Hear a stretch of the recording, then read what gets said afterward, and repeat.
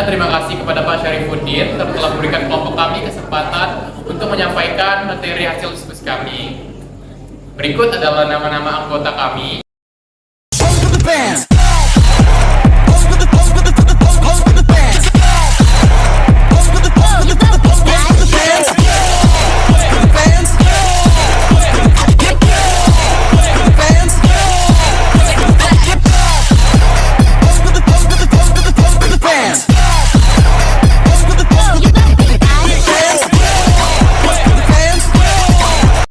Dan hari ini kami akan mempresentasikan ideologi politik, mulai dari apa itu ideologi politik, fungsi ideologi politik, dan juga ideologi politik yang berkembang di Indonesia. Selanjutnya saya akan menjelaskan tentang pengertian ideologi. Dalam ilmu sosial dikenal dua pengertian mengenai ideologi, yaitu ideologi secara fungsional dan secara struktural. Ideologi secara fungsional diartikan sebagai seperangkat gagasan tentang kebaikan bersama atau tentang masyarakat dan negara yang dianggap paling baik. Sedangkan ideologi secara struktural diartikan sebagai sistem pembenaran seperti gagasan dan formula politik atas yang kebijakan tindakan yang diambil oleh penguasa. Selanjutnya pengertian politik. Menurut David Noen, politik adalah segala aktivitas sikap yang berhubungan dengan kekuasaan dan yang bermaksud untuk mempengaruhi dengan jalan mengubah atau mempertahankan suatu macam bentuk susunan masyarakat.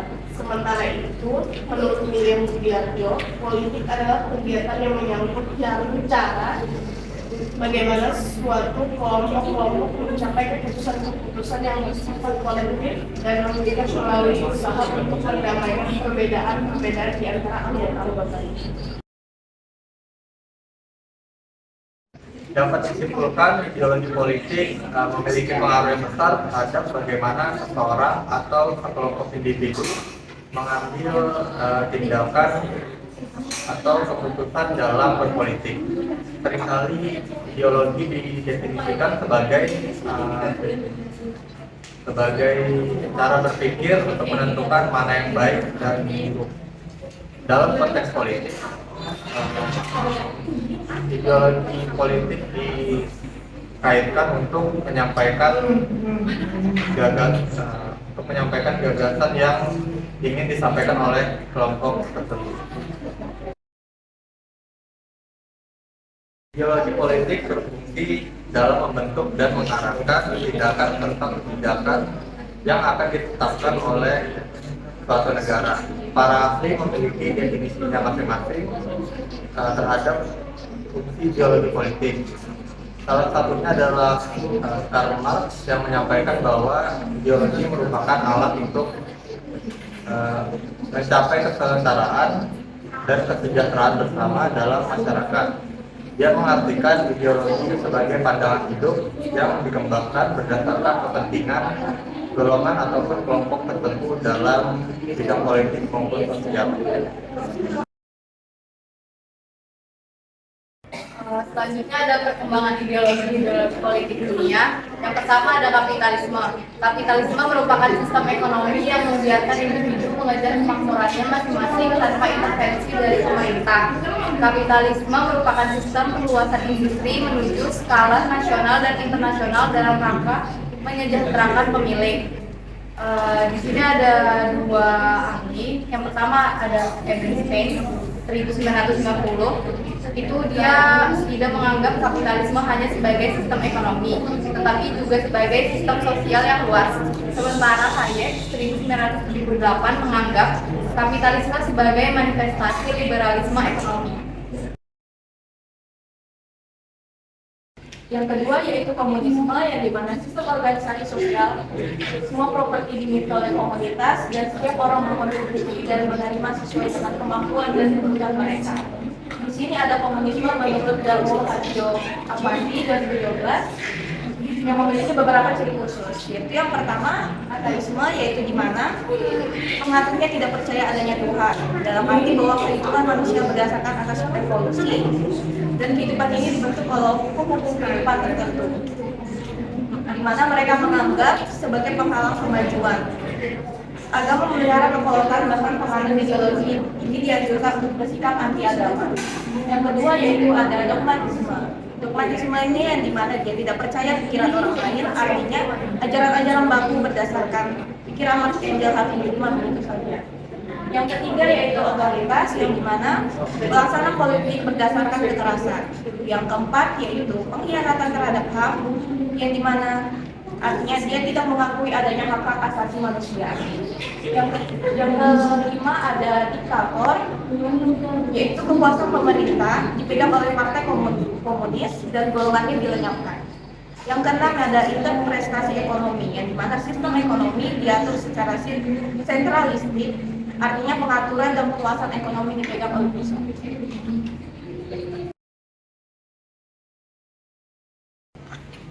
Jadi saya akan melanjutkan penjelasan tentang liberalisme. Liberalisme ini merupakan ideologi atau paham yang menjunjung akan kebebasan nilai-nilai dari individu. Jadi kalau menurut pandangan klasiknya itu intervensi pemerintah terhadap pengurus warga negaranya itu dianggap mengganggu atau mengurangi kebebasan dari warga negaranya untuk mencapai konsep kebebasan masing-masing.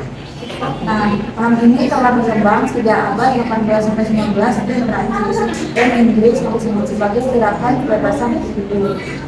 Yang menjadi persoalan pada masa itu yaitu mereka menghendaki bahwa diperlukan adanya pembatasan kekuasaan raja dan juga hak untuk memilih raja. Tokoh yang mempelopori yaitu ada Johnson dan mengungkapkan pandangannya terkait dengan liberalisme dalam bukunya Letter Concerning Toleration atau masalah yang berkaitan dengan toleransi. Nah, di sini ada ciri-ciri liberalisme secara konkret. Yang pertama, demokrasi ini merupakan bentuk pemerintahan yang lebih baik. Yang kedua, setiap anggota mempunyai kebebasan intelektual penuh, termasuk kebebasan dalam berbicara, beragama, serta kebebasan pers. Yang ketiga ada pemerintah hanya mengatur kehidupan masyarakat secara terbatas. Keempat, kekuasaan dari seseorang terhadap orang lain merupakan hal yang buruk. Oleh karenanya, kekuasaan harus dicurigai, dibatasi, dan diawasi. Yang kelima, masyarakat dapat dikatakan bahagia manakala individu di dalam bahagia. Selanjutnya di sini ada prinsip dari liberalisme. Yang pertama ada individualisme. Jadi individualisme ini maksudnya kaum liberalis percaya bahwa individu adalah sesuatu yang sangat penting, di mana individu ini memberikan kebebasan bagi kaum liberal. Nah, yang kedua ada rasionalisme. Rasionalisme itu kaum liberal itu percaya bahwasanya dunia itu dapat dipahami secara rasional. Yang ketiga ada kebebasan. Kebebasan ini maksudnya kebebasan untuk berpikir, bertindak sesuai dengan hati nurani. Yang keempat ada tanggung jawab. Dan tanggung jawab ini maksudnya kebebasan itu harus tetap dapat dipertanggungjawabkan. Yang kelima ada keadilan. Keadilan itu kaum liberal percaya bahwa keadilan adalah nilai moral yang harus dimiliki. Keadilan bukan berarti mengorbankan hak seseorang demi membela hak yang lainnya. Keadilan adalah pemberian kesempatan kepada seluruh individu untuk bersaing dan menggapai keuntungan. Dan yang terakhir ada toleransi. Toleransi adalah sikap menerima dan menghormati pandangan atau tindakan orang. Jadi seksualisme sendiri adalah sebuah ideologi politik dan sistem ekonomi yang menekankan pada kepemilikan kolektif atau sumber daya ekonomi dan distribusi yang adil kepada semua anggota masyarakat. Nah, dari dalam sosialisme ini negara masyarakat itu mengatur secara kolektif yang menurutnya vital seperti tanah, industri, dan kekayaan alam dengan tujuan untuk mengurangi ketidaksetaraan ekonomi dan memastikan kesejahteraan sosial. Nah, kapitalisme sosialisme ini muncul pada abad ke-17, kemudian ada tokoh Robert Owen dan juga tokoh-tokoh seperti Karl Marx dan Mahatma Gandhi yang memiliki pengaruh besar terhadap sosialisme di Indonesia. Nah, dalam bidang politik ini, sosialisme dapat mengajarkan kepada masyarakat untuk memiliki kemakmuran dan kemakmuran sehingga dalam perjalanan waktu terjadi perpaduan antara rakyat dan masyarakat dalam mewujudkan kesejahteraan. Selanjutnya ada ideologi konservatisme. Dalam pengertian ini, perilaku tertentu didasarkan pada ketakutan akan perubahan negara dan berbahaya dalam masyarakat dan pemerintahan. Sebab menurut pandangan ini, apa yang dibangun oleh pemimpin dan politisi di tengah masyarakat adalah yang terbaik. Bagi yang menganut sistem ini, konsep kekuasaan tidak perlu dipertanyakan lagi karena dapat mencapai berbagai tujuan. Dari pengertian negara kesejahteraan inilah muncullah negara kesejahteraan dan program-program untuk melindungi masyarakat dari pendapatan daerah. Ini berbeda dari pandangan kaum liberal yang beranggapan bahwa nasib kaum lemah tergantung pada individu sendiri. Melalui paham konservatisme ini lahirlah negara kesejahteraan dengan adanya program-program jaminan sosial bagi masyarakat dengan penghasilan rendah. Selanjutnya adalah ideologi fasisme. Fasisme adalah ideologi yang bisa disebut kausa karena mencintai diri sendiri dan membenci bangsa lain. Prinsip-prinsip yang dikemukakan para filosof hendaknya dijunjung tinggi dan bukan dikritik. Imperialisme kebijakan mengendalikan dunia dengan kekerasan untuk keuntungannya sendiri, mendirikan kerajaan turunan dan atas dasar ini mengendalikan negara lain. Oleh karena itu, imperialisme adalah hasil logis dari pemahaman yang benar.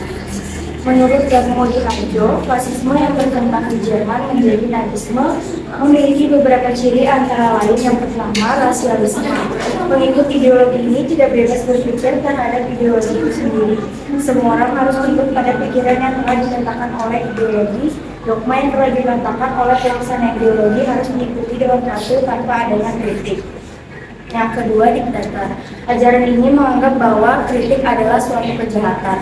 Perlawanan terhadap ajaran dan kekuasaan pemerintah dimusnahkan dengan cara kekerasan.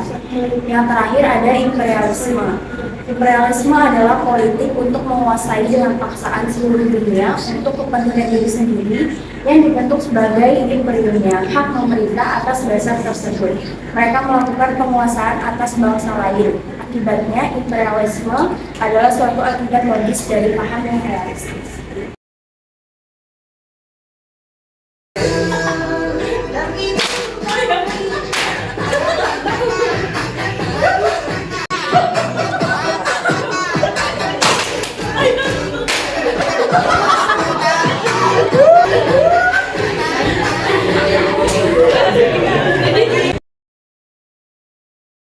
Selanjutnya ada perkembangan Pancasila sebagai ideologi politik bangsa Indonesia. Setelah masa reformasi, Indonesia mengalami perubahan dari pemerintahan sentralistik menuju desentralisasi untuk mengurangi otoritarianisme dan meningkatkan demokrasi. Pancasila dirumuskan oleh para founding seperti Muhammad Yamin, Profesor Dr. Sutomo, dan Insinyur Soekarno, dan ditetapkan sebagai dasar negara setelah perdebatan pada sidang PBKI pada tanggal 18 Agustus 1945. Pancasila sebagai ideologi politik bangsa Indonesia memiliki arti Pancasila sebagai cita-cita, harapan, pandangan, gagasan baik yang melandasi penyelenggaraan segala sesuatu dalam bidang pemerintahan dan kehidupan kenegaraan. Sebagai suatu ideologi, Pancasila memiliki beberapa dimensi yang menjadikan Pancasila menjadi sebuah ideologi yang bermutu tinggi. Ketiga dimensi tersebut adalah dimensi idealistis, yaitu nilai-nilai dasar yang terkandung dalam Pancasila yang bersifat sistematis dan nasional, yaitu hakikat nilai yang terkandung dalam 5 sila Pancasila. Yang kedua, dimensi normatif, yaitu nilai-nilai yang terkandung dalam Pancasila perlu dijabarkan dalam suatu sistem norma sebagaimana yang terkandung dalam pembukaan Undang-Undang Dasar 1945. Yang ketiga ada dimensi realistis. Pancasila harus dijabarkan dalam kehidupan sehari-hari sehingga bersifat realistis. Artinya mampu dijabarkan dalam kehidupan nyata serta dalam berbagai bidang. Selanjutnya, peran Pancasila dalam menghadapi ancaman ideologi asing. Pancasila merupakan sebuah ideologi bagi bangsa Indonesia dikarenakan Pancasila merupakan suatu kepercayaan yang dianggap satu-satunya ideologi yang paling tepat dalam menjalankan sistem kenegaraan Republik Indonesia. Ideologi Pancasila menjadi sarana pemersatu masyarakat hingga dapat dijadikan sebagai metode penyelesaian konflik.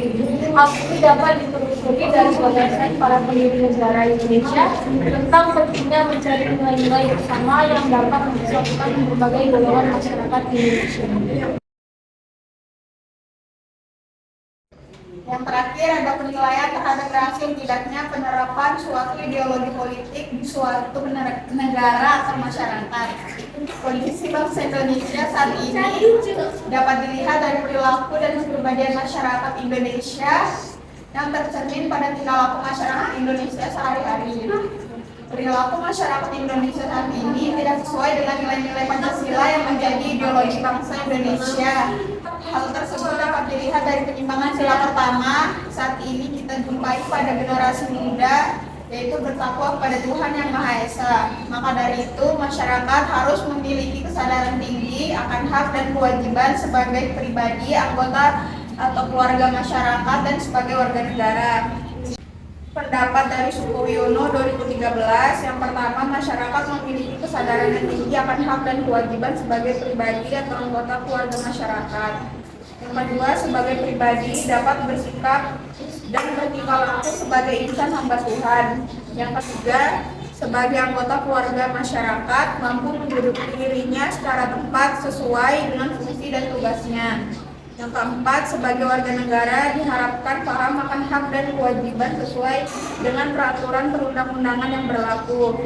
Yang terakhir, sebagai tenaga pembangunan harus memahami prinsip-prinsip dasar, program, dan pelaksanaan pembangunan.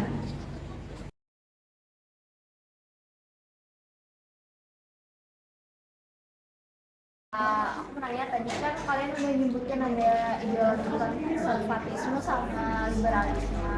Nah itu tuh kalau yang aku pahami itu kayak ada mirip-miripnya gitu loh. Jadi menurut kalian gimana perbedaan antara dua ideologi tersebut? Apa sih yang membedain?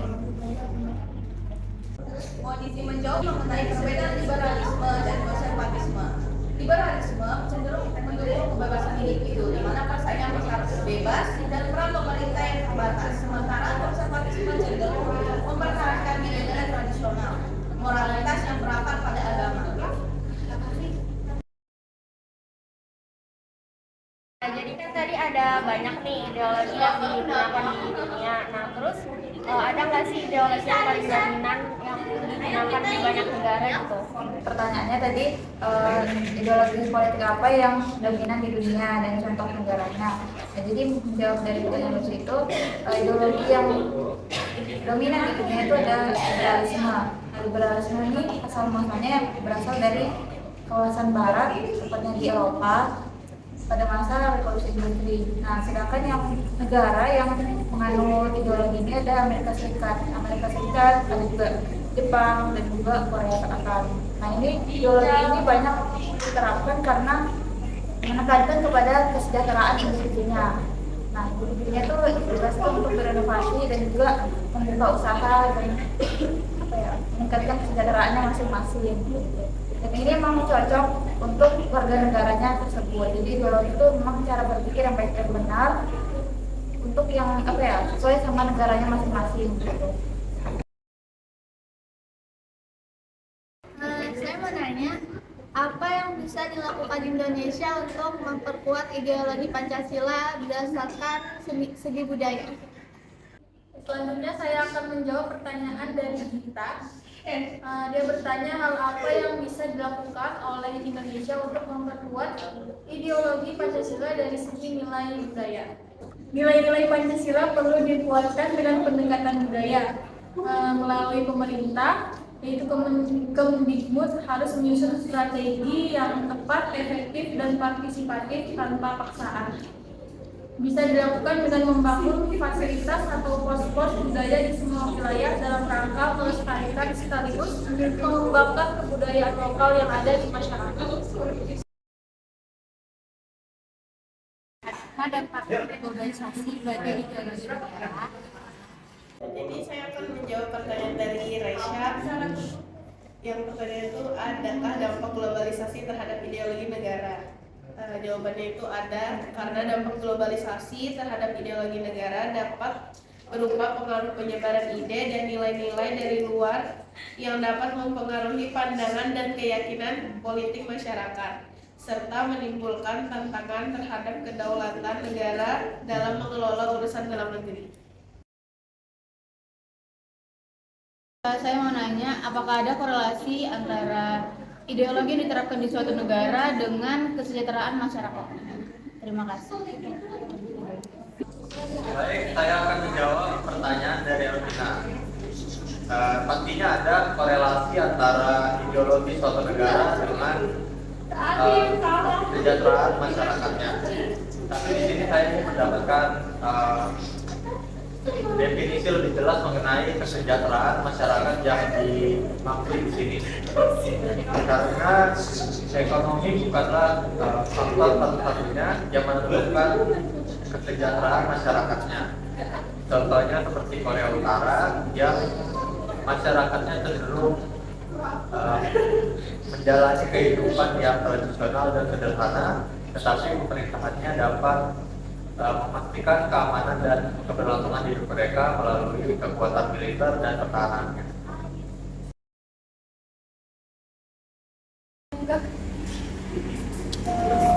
Mungkin sepertinya yang kesejahteraan yang akhirnya masuk di sini itu seperti bahagia atau tidaknya masyarakat dalam negeri tersebut. Memiliki ideologi yang bagus belum tentu menjamin kesejahteraan masyarakatnya. Contohnya seperti Jepang yang rakyatnya itu ya maju lah ya, tetapi tingkat bunuh dirinya itu relatif sangat tinggi di sana karena stres akibat dari budaya pekerjaan yang sudah tercipta di sana.